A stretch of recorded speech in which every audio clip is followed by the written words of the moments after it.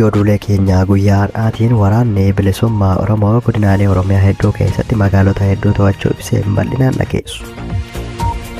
Oduu keenya itti aanuun humnoonni siyaasa Oromoo Finfinneen kan Oromooti jedhu waan ta'eef kaadura dhaabbadhaa jechuun paartiin finxaalessaa Amaaraa Abiin ibsa baaseen gabaasa guutuu dhageessu. Humnoonni waraanaa wayyaanee fi faannoo hidhatan addaa waraanaa Keelishaa jedhamutti walitti qabamuun raayyaa ittisa biyyaa irratti dhukaasa banuun himame. Kana hordofuun Abiyyi Ahmad deebii diroon itti kennuun dhaga'ameen bal'inaan dhageessu. Kunneen ijoollee oduulee keenyaa guyyaa har'aatii alaamanni isaanii nagaa daawwata biiftuu miidiyaa oduu guyyaa har'aa qabannee dhufnee nu faana turan affeerraa keenya. Oduu keenyaa jalqabaatiin waraanni bilisummaa Oromoo godinaalee Oromiyaa hedduu keessatti tarkaanfii garaagaraa fudhachuu ibse. Torban kana keessa godinaalee Oromiyaa keessatti walitti bu'iinsa waraanaa gidduu humnoota mootummaa fi waraana bilisummaa Oromoo WBO gidduutti gaggeeffamu itti fufeera. Keessumaa godina Arsii Baanaa Gunnaa keessatti walitti bu'iinsi mudachuu isaatis ibsameera. Sochii humnoota mootummaa irratti tarkaanfiin kan fudhatame ta'uu fi kanaan wal qabatee kisaaran tarkaanfiin humna namaa fi meeshaa waraanaa kan akka AK-47 fi uffanni waraanaa harka WBO galuu ni addeessu. Gama biraatiin naannolee sana keessatti sochiin waraanaa gaggeeffamee ta'uun gabaafame. Iddoowwan kanneenitti wal waraansa mudateen sochiin uummataa fi geejjibaa irratti dhiibbaan uumamuu maddicheereera. Gama mootummaatiin miidiyaalee fi hooggantoonni nageenya naannichaa naannolee kanneen keessatti duulli nageenya kabachiisuu fi opereeshinii itti fufuun isaa fi haalli nageenya iddoowwan tokko tokko gara tasgabbiitti deebi'aa akka jiran ni ibsu. Dhimma kana ilaalchisee xiinxalli dhiyaatu akka agarsiisutti walitti bu'iinsi waraanaa torbeewwan kana iddoowwan garaagaraatti itti fufuun isaa dhiibbaa hedduu uumaa jira. Gama tokkoon sochii geejjibaa fi daldalaa irratti dhiibbaa uumuu isaatiin gatii jireenyaa irratti dhiibbaa fida kan jedhu yoo ta'u, uummati naannoo kanaa yaaddoo nageenyaatiin jireenya guyyaa guyyaa gaggeessuuf rakkachaa jiraachuu xiinxaltoonni ni heeru. Gama biraatiin waraanni gareewwan lamaan gidduutti furmaata waaraa argachuu dhabuun isaa rakkoo hawaasummaa fi diinagdee naannichaa caalatti haxamaa akka deemu taasiseera. Dhiyeessiin odeeffannoo gama lachuun dhiyaatus wal faallessaa waan ta'eef uummati odeeffannoo madaalawaa argachuuf qormaata keessa jiraachuun xiinxala kana keessatti kan xiyyeeffannoo argatedha. Oduu keenya itti aanuun humnoonni siyaasaa Oromoo Finfinneen kan Oromooti jedhu waan ta'eef ka'aa dura dhaabbadhaa jechuun paartiin finxaalessaa Amaaraa Abiin ibsa baase. Paartiin sosochii uummata Amaaraa ibsa waa'ee marii biyyaalessaa ilaalchisee baasee mariin biyyaalessaa Itoophiyaa iftoominaa fi amanamummaa kan hin qabnedha jechuun ibse. Manni maree magaalaa Finfinnee qooda fudhattoota ijoo ta'an akka hin hirmaannee fi fedhii garee tokko hojiirra oolchuuf carraaqqiin marii biyyaalessaa taasisaa jiran yaaddessaadha jechuudhaan paartiin sosochii uummata Amaaraa ibsa baase. Paartiin kun ibsa isaatiin bu'aa kora marii biyyaalessaa Itoophiyaaf beekamtii akka hin kennines ni dubbata.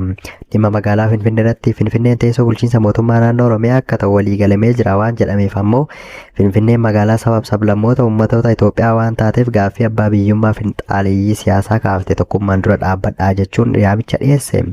Keessattuu dhimmi magaalaa Finfinnee ajandaa falmii ijoo ta'eera. Dhimmi magaalaa Finfinnee galma marii keessaa bahee alattis falmii kaasee jira. Namoota dhuunfaan gaanga'oota mootummaa olaanootti lammiileen biyyattii miidiyaa hawaasummaa fi miidiyaalee kaan irratti dhimma kanarratti dubbataa jiru. Adeemsa marii dhimma Finfinnee dhimmoota akka yaada murtiitti dhiyaatan irratti paartiin sosochii biyyaalessaa saba Amaaraa Abiinii fi Izeeman galma marii keessatti komii dhiyeessanii turan. Kana malees Abiin addatti ibsa baaseen mariin kun keessa seentummaa qaama mootummaan gufateera himannaa jedhu dhiyeesseera. Paartichi haala siyaasaa fi nageenya amma biyyattiin keessa jirtu sirriitti qorachuun ibsa baasuun feesbuukii isaa irratti maxxanseen adeemsa marii biyyaalessaa irratti gufuun mudate hojmaata badaa xixiqqaa yookaan garaagarummaa siyaasaa baratamaan ala kan ta'edha jedhe.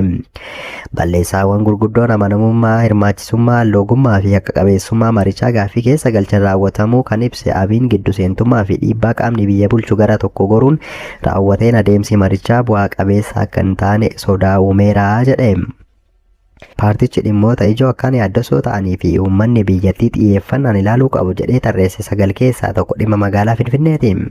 Ajandaawwan 8 marii biyyaalessaaf dhiyaatan keessaa dhimmi Finfinnee akkaan falmisiisaa akka ture hirmaatan garee ajandaa kanarratti mari'atan keessaa tokko eenyummaa isaanii dhoksuun BBC'tti himanii turan.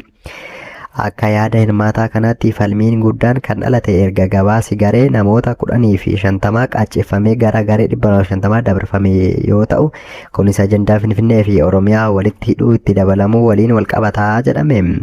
Abiin dhimma kanarratti ibsa baaseen Adeemsa marii keessatti dhimma abbummaa fi ofiin of bulchuu Finfinnee irratti gochi gantummaa muudatee xiyyeeffannoon ilaalamuu qabaa jedhe. Kanaafis mootummaa kan himate Abiin marii dhimma Finfinnee keessatti sagalee fi dantaan jiraattota magaalittii miiliyoonaan lakkaa'amanii osoo qixa sirrii ta'een bakka bu'iinsa hin argatin akkasumas uummanni magaalittii akka abbaa qabeenyaa ijootti osoo hin lakkaa'amin bira darbamuun baay'ee na yaaddesseera jedhe. Hirmaattonni jiraattota magaalittii bakka bu'uun waltajjii marii kanarratti argamanis imaanaa itti kenname dagachuun fedhii qaama tokko qofa guutuuf jecha mirgaa fi faayidaa magaalittii wayita dabarsanii kennan taajjabneerra jedha ibsi kun. Erga mootummaan sirna federaalizimii sabdaneessaa hordofu Itoophiyaa keessatti hundaa'ee dhiittaan mirgaa fi qollifannaan uummata Finfinnee irratti raawwatamaa turuu fi ammas fiixee itti ba'uu kan ibse Abiin mootummaan ammaa osoo da'amuu leellisuu gochaa kanaan meessuutti daran gaddeeraa jedhe. Mootummaan kun osoo waa'ee daamuu waa'ee jijjiiramaa fi sabdaneessummaa lallabuu qabatamaan garuu uummata magaalaa Finfinnee bakka isaaf malu osoo hin kenniniif itti fufuuf yaaduu isaatti baay'ee nu gaddisiisee jedhaniiru. Kanaafuu uummanni Finfinnee marii dhimmoota mirgaa dhimma jiraachuu fi dantaa irratti xiyyeeffatan kamiyyuu xiyyeeffannaan akka hordofu dhaame paartiin kun jedhame. Oduu keenya itti aanuun humnoonni waraanaa wayyaanee fi faannoo hidhannoo hidhatan adda raayyaa naannoo Keelshaa jedhamutti walitti qabamuun raayyaa ittisa biyyaa irratti dhukaasa banuun isaanii himame. Kana hordofuun Abiyyi Ahmad deebii dirooniin itti kennuunis dhaga'ame. Odeeffannoo ariifachiisaa fi haaraa naannoo ammaan dura jeequmsa keessa turte ga'aa jiruun humnoonni hidhattoota wayyaanee fi faannoo kanneen kanaan dura walitti bu'iinsa uumaa turan har'a waliigaluun gurmuu uummachuudhaan raayyaa ittisa biyyaa irratti haleellaa bananii jiru jedhame. Haleellaan kun kan raawwatame adda raayyaa bakka Keelshaa jedhamutti yoo ta'u hidhattoonni kunneen lamaanuu eeruu fi deeggarsa walii kennuudhaan gamtaan gara raayyaa ittisa biyyaatti dhukaasa bananiiru. Tarkaanfii tasaa hidhattoota kanneen irraa saaqame kanaan booda humni qilleensaa biyyattii battalumatti deebii haleellaa dirooniin kenneera. Maddeen odeeffannoo isaan gurguddoon akka Hawwasuu Information Naatnaayil fi maddeen naannoo sanaa biroo akka gabaasanitti haleellaan diroonii sun diina irratti gubbaa fi lafaan miidhaa toora malee geessee jira jedhaniiru. Haleellaa dirooniin kenname kanaan miidhaa guddaan namaa fi meeshaa waraanaa irratti qaqqabuu isaatiin walqabate namoota madaanii fi du'an fiduuf konkolaattonni gosa Isuuzuu ta'an 5 battalatti bobbaafamaniiru jedhame. Konkolaattonni miidhamtoota fe'an kanneen keessaa 3 kallattiidhaan gara hospitaala Alamaataatti imalaa akka turanis gabaafameera.